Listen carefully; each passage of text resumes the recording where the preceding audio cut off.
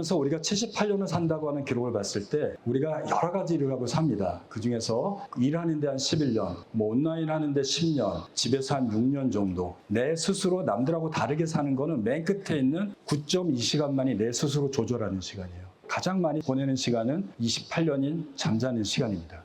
이게 굉장히 긴 시간으로 생각하지만 하루로 생각해보면 여러분들 하루에 6시간을 자든 8시간을 자든 3분의 1, 4분의 1은 우리가 잠을 자는 거니까 78년에 3분의 1하면 이 정도 나오는 거죠. 왜 그러면 우리는 잠을 자야 될까 하는 걸 좀 말씀드리고자 합니다. 잠을 자게 되면 우리는 그냥 똑같은 잠을 자는 것이 아니라 여기 나온 그래프대로 얕은 잠, 깊은 잠, 빨간색인 꿈꾸는 잠 90분 간격으로 반복됩니다. 위로 올라갈수록 각성이 높고 밑으로 갈수록 깊은 잠이니까요. 여러분들은 90분 간격으로 얕은 잠과 꿈꾸는 잠이 반복되기 때문에 90분 간격으로 잠깐 깹니다. 내가 기억을 하든 안 하든 뇌파를 찍어보고 수면당 검사를 해보면 살짝 뒤척임이 대개 60분에서 90분 간격으로 나타나게 됩니다. 이런 사이클이 계속 반복되는 거죠. 그런데 자세히 보시면 잠의 전반부에는 가장 아래쪽에 있는 깊은 잠의 양이 많습니다. 이 잠 때는 뇌가 거의 죽기 전의 상태예요. 에너지를 거의 안 씁니다. 패스트 스터디를 보면 가운데 있는 게 퍼런 거죠. 깨어있을 때는 뇌가 열심히 일을 하게 되니까 포도당을 엄청 쓰니 노란색과 빨간색으로 물들게 되죠.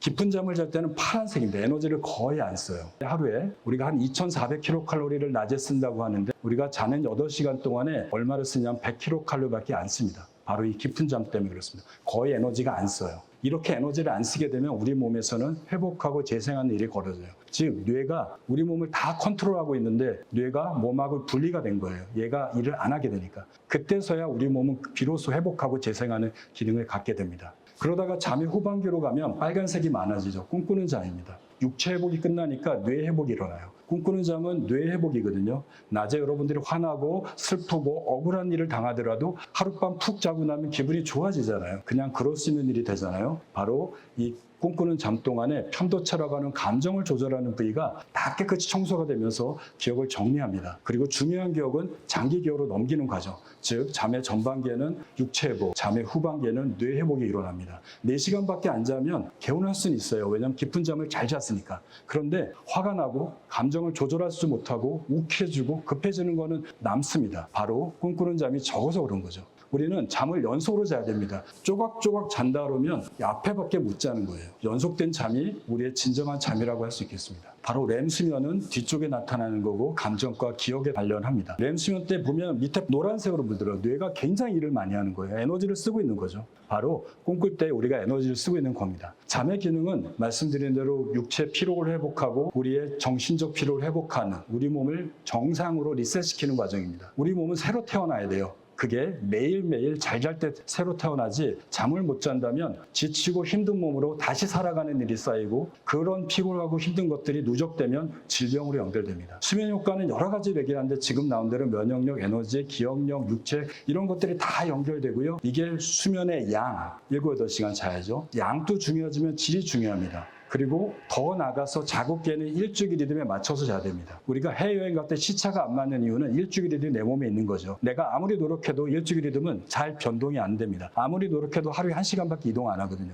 그러니 이동을 안 하는 생체 시계에 맞춰서 그 시간에 자야 되는 겁니다. 이렇게 잘 잘 때 뇌의 건강과 육체 건강이 일어나고 이것들이 안 될 때 질병이 나타나게 됩니다. 우리 뇌에는 생체 시계라는 게 있습니다. 바로 시상하고 머리 정중앙에 있는 부위고요. 여기서 호르몬을 조절하고 체온을 조절하고 식욕을 조절하는 부위입니다. 여기 뒤에 좁쌀만한 2만 개의 신경세포가 있는 게 생체 시계, 식욕차 상액이라는 겁니다. 시계 유전자가 단백질을 매일 만들어내요. 시간이 되면 막 만들다가 안 만들고 그러면 시간이 지나면 또 만들어요. 이게 24시간보다 조금 긴 24.3시간으로 운영이 됩니다. 내가 노력해도 이건 못 바뀌는 거예요. 타고나는 거기 때문에. 그래서 이 시간이 어떠냐에 따라서 나는 잠을 적게 자도 되는 사람이고 이게 잘못되면 길게 자야지 회복이 되는 사람이에요.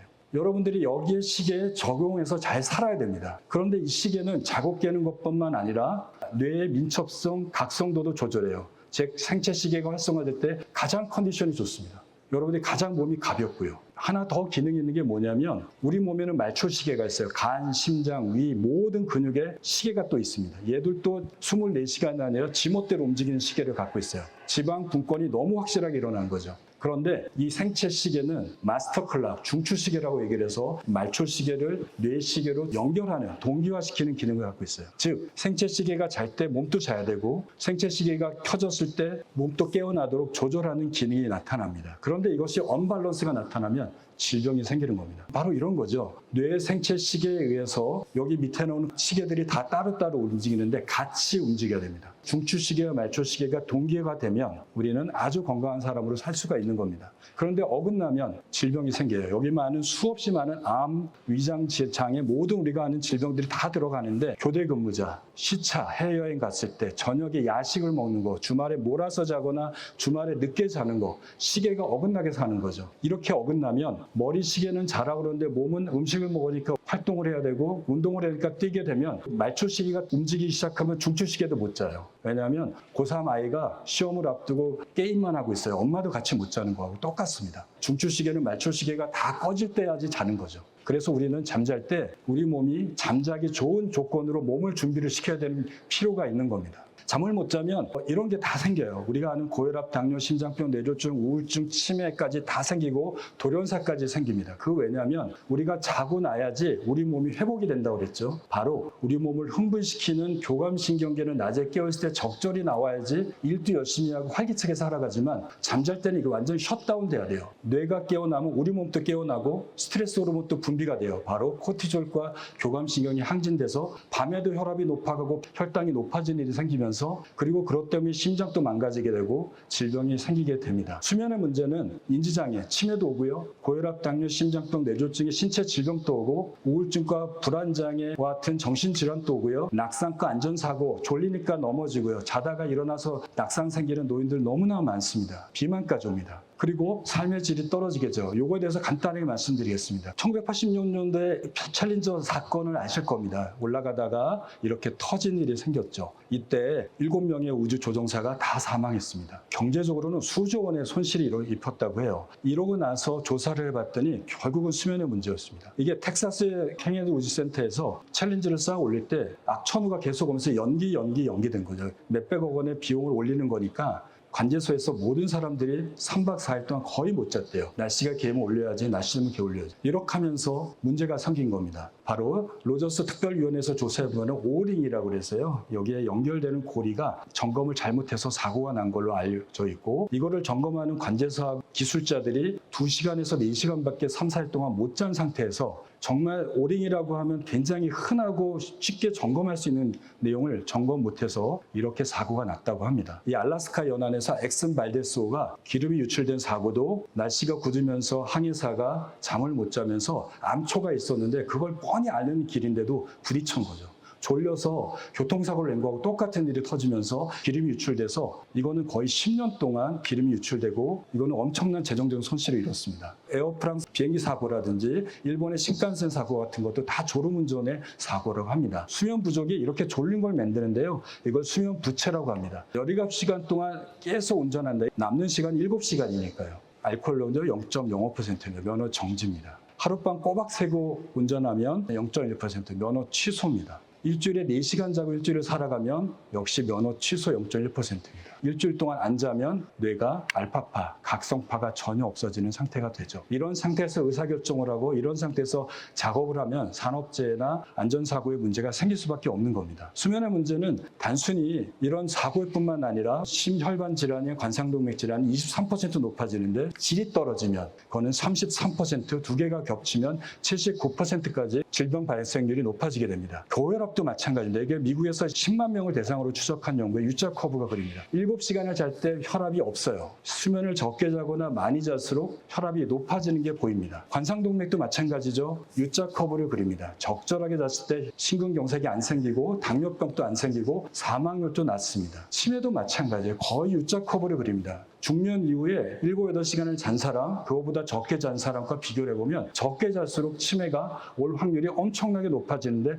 보통 한 1.5배에서 2배 정도 높아지는 걸 얘기하고 있습니다. 이거에 대해서는 이런 걸로 설명합니다. 이게 2013년도에 글림파틱 시스템이라고 해서 요즘엔 잘 알려져 있는데 우리 뇌가 잠을 잘 때, 깊은 잠을 잘 때 물청소가 시작이 됩니다. 왜냐하면 혈관이, 뇌혈관은 BBB라고 하는 그게 그물 같은 거예요. 낮에 깨어있을 때는 꽉 조여서 물이 셀 수가 없습니다. 완전히 꽉 막히니까 피가 동맥으로 쫙쫙 나가죠. 그런데 깊은 잠을 자게 되면 혈관의 벽이 느슨해져요. 적혈구나 백혈구는 덩어리가 크니까 빠져나가지는 않지만 약간 느슨해지면 혈장액이라고 피를 침전시키면 맑은 물이 있죠. 얘네가 거기로 빠져나갑니다. 그리고 동맥은 박동성이 있으니까 빠져나가면서 물이 빠져나가니 물 청소가 되는 거죠. 우리가 뇌가 낮에 깨어있을 때 일하고 이런 강의 듣고 여러분들이 컴퓨터를 하고 있으면 뇌에 노폐물이 쌓이게 됩니다. 그것들이 언제 없어지냐면 깊은 잠을 잘 때 동맥으로 청소가 되는 거죠. 그런데 알츠하이머 치매 환자들은 잠도 잘 못 자요. 뇌가 망가지니까. 두 번째는 이게 너무 많이 쌓여요.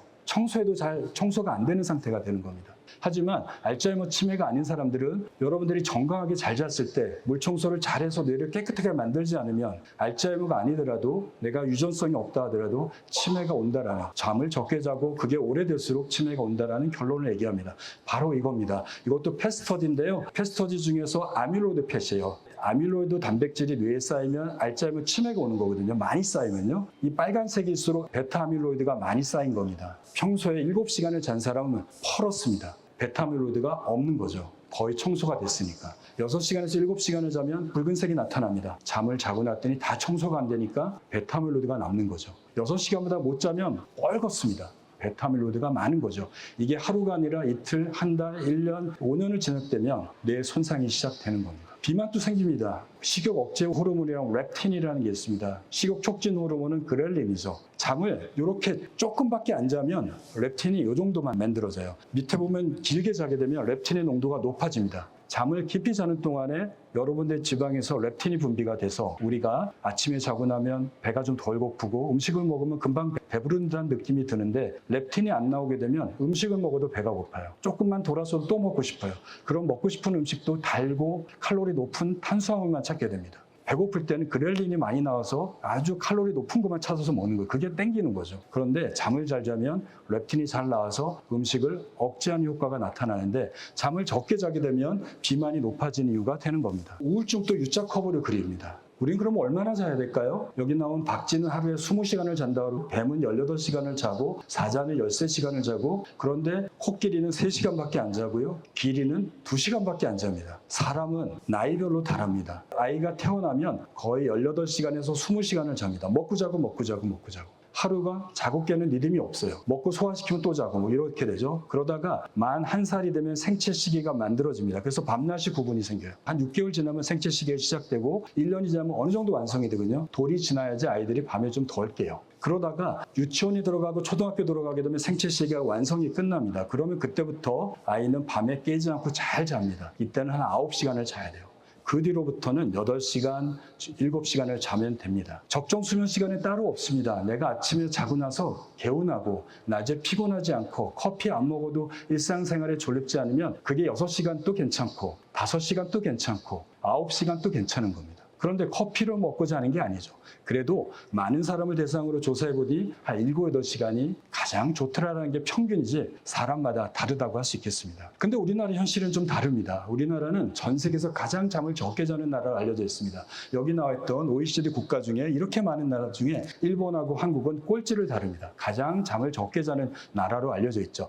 2014년, 2016년에 OECD에서 건강보고서가 2년마다 발간이 되는데 여기 나온 통계입니다. 우리가 몇 년 전에 주 40시간 근무 제한이 생겼고 나이트 타임을 즐길 수 있는 시대가 됐죠. 그러면 달라졌을까요? 뻘겋을수록 잠을 못 자는 나라인데 중동하고 한국, 일본이 빨갛습니다. 2021년도에 조사한 거죠. 주 40시간으로 근무 제한을 하더라도 여전히 한국 사람들은 전 세계 평균 6.9시간에 비해서 6시간밖에 못 자고 자기 수면 만족도는 3분의 1밖에 만족을 하지 못합니다. 근무 시간이 문제가 아니라 우리한테 무슨 문제가 있는 거죠. 그래서 2년 전에 BBC에서 이런 보도 뉴스가 대서특필이 됐습니다. 한국은 세상에서 가장 잠을 못 자는 나라다. 여기서 해석하기엔 스트레스와 강박관념, 과로가 문제일 거다. 수면 산업은 한국에서 엄청나게 올라간다. 한국의 10만 명은 수면제에 중독된다라고 얘기를 하고 있습니다. 왜 이렇게 못 잘까요? 제가 생각하기에는 과거 100년하고 산업화가 대한민국이 엄청나게 급성장하면서 우리는 문명의 기술들이 받아들이는 게 너무 쉬워요. 그게 당연시 여깁니다.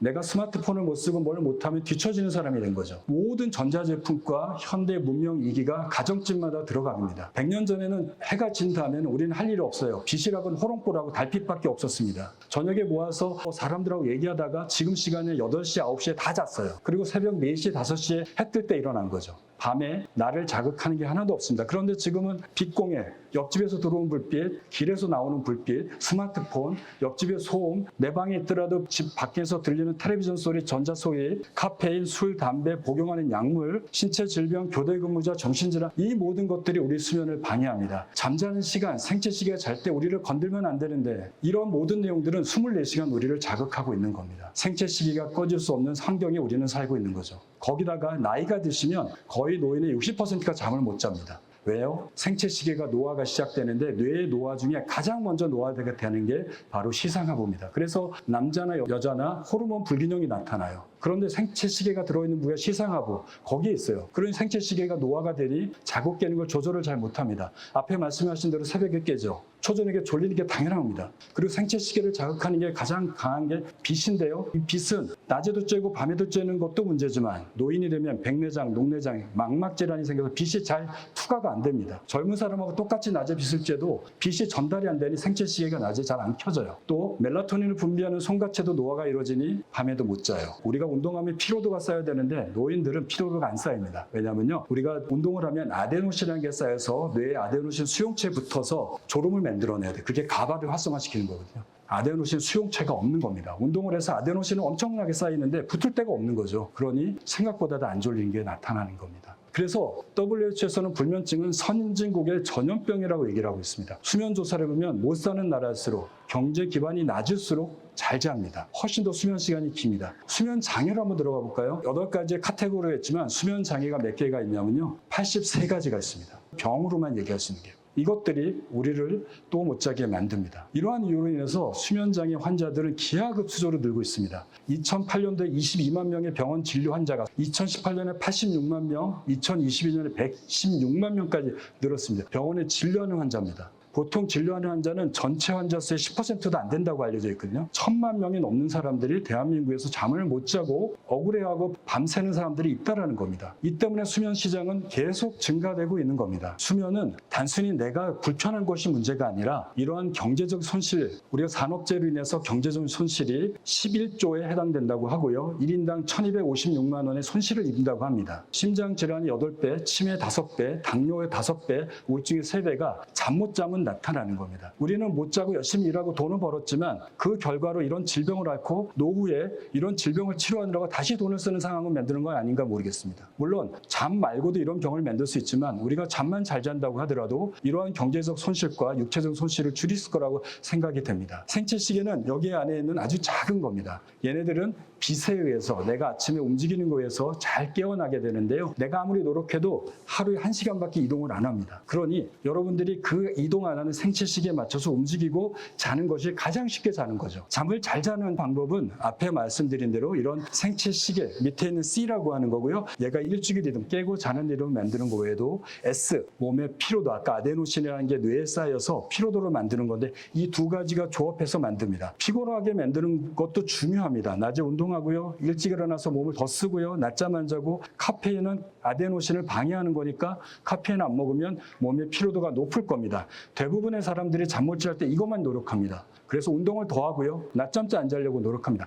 그래도 못 잡니다. 왜냐하면요, 생체 시계를 생각하지 않은 거죠. 젊었을 때는 정말 피곤하면 낮에도 베개만 되면 자고 서서도 자고 앉아서도 잤는데 나이가 들면 이런 아데노신 수용체도 적으니까 생체 리듬에서 자야 됩니다. 우리가 해외여행 갔을 때 자고 깨는 생체 리듬이 완전히 12시간 바뀌게 되니까 생체 시계는 켜졌을 때 나는 피곤해서 자니 피로도만 없는 낮잠을 자는 겁니다. 한두 시간 자고 나면 깨서 못 자요. 왜냐하면 피로도는 잠만 자면 금방 없어지거든요. 급속 충전이 일어나는 겁니다. 그런데 우리가 깨지 않고 잘 자려면 피로도도 높여야 되겠지만 생체 시계가 고정하고 자는 시간에 맞춰서 잘 때 우리는 잘 잘 수 있는 겁니다. 생체 시계를 잘 깨우기 위해서는 얘는 리듬이 있고 우리 시계는 24시간이 아니니까 정해진 시간에 자서 24시간으로 맞춰줘야 돼요. 햇빛도 많이 쬐야 돼요. 빛이 가장 강력한 자극이니까요. 낮에 움직여야 돼요. 밤에는 빛을 안 쬐야 됩니다. 밤에는 한두 시간 전에 스마트폰, LED를 안 쬐야 돼요. 생체 시계는 빛의 강도 5,000룩스 이상의 빛을 쬐야지 움직입니다. 집안의 조명은 300룩스밖에 안 돼요. 그런데 문제는 내 집안이 밝지는 않지만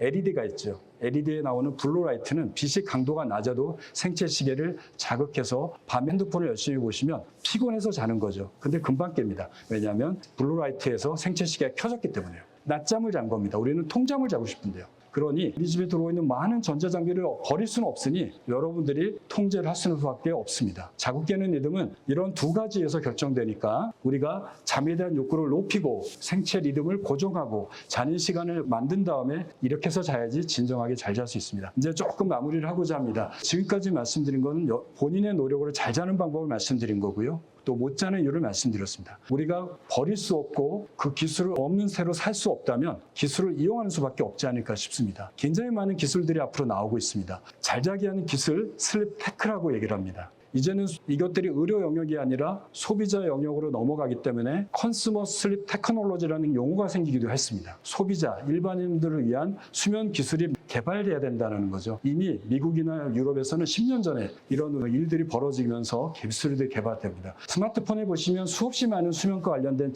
앱들이 깔려 있습니다. 금방 나왔다 없어지기도 하고요. 계속 출시가 되고 있습니다. 또 여기도 보면은 굉장히 많은 웨어러블 디바이스들이 들어가 있습니다. 와치도 들어가 있고요. 링도 나오기도 시작하고요. 요즘엔 밴드도 나오고 목걸이 형태도 나옵니다. 이것들을 왜 하나요? 손에 측정하거나 몸에 부착하는 웨어러블이니까 우리 몸을 계측하는 거죠. 내가 잠을 잘 자는지 못 자는지. 또는 조금 더 기술이 발전하면 자서는 안 되는 시간에 안 자도록 만들어줘야 되고 잘 시간에 잘 수 있도록 자극을 줄 수 있거나 자극을 통제할 수 있는 기술이 붙으면 좋을 겁니다. 현재는 근데 안타깝게도 웨어러블 슬립 트래커들은 대부분 그냥 모니터링에 그칩니다. 근데 그거는 여러분들도 다 알아요. 내가 못 자는지요. 그게 아니라 더 나가선 기술들은 이 기술을 통해서 솔루션을 제공하는 게 바로 슬립테크가 할 일이라고 생각이 됩니다. 요즘엔 또 이런 것도 있습니다. 나이가 드시면 거의 40세 이상에서 30에서 40%가 수면무호흡증이 있거든요. 코를 고는 거죠. 코만 고는 게 아니라 숨을 안 쉽니다. 이런 수면무호흡증이 미국은 워낙 비만이 많고 성인병도 많으니까 이걸 측정하는 장비들이 나와요. 여기 보시면 PPG 센서를 기반으로 하는 거, 숨 쉬는 노력에 기반으로 하는 거, 사운드 베이스의 슬립 테크들이 해외에서는 벌써 이런 제품들이 나와 있고 논문으로 출간이 되고 있고 상용화가 돼서 서비스가 시작이 되고 있습니다. 요즘에는 레이더를 측정해서 수면 자세, 수면 무호흡증을 측정하는 장비도 나와 있습니다. 이것도 이미 시판이 되고 있습니다. 그 다음에 심전도를 측정하는 장비도 나와 있죠. 마지막으로 수면 무호흡증에 대한 새로운 제품인데 이렇게 혀에다가 물고 재는 제품이 미국의 FDA 승인까지 봐서 처방이 되고 있습니다. 혀에다가 물고 자면 여기 기계에서 음압을 만들어줘요.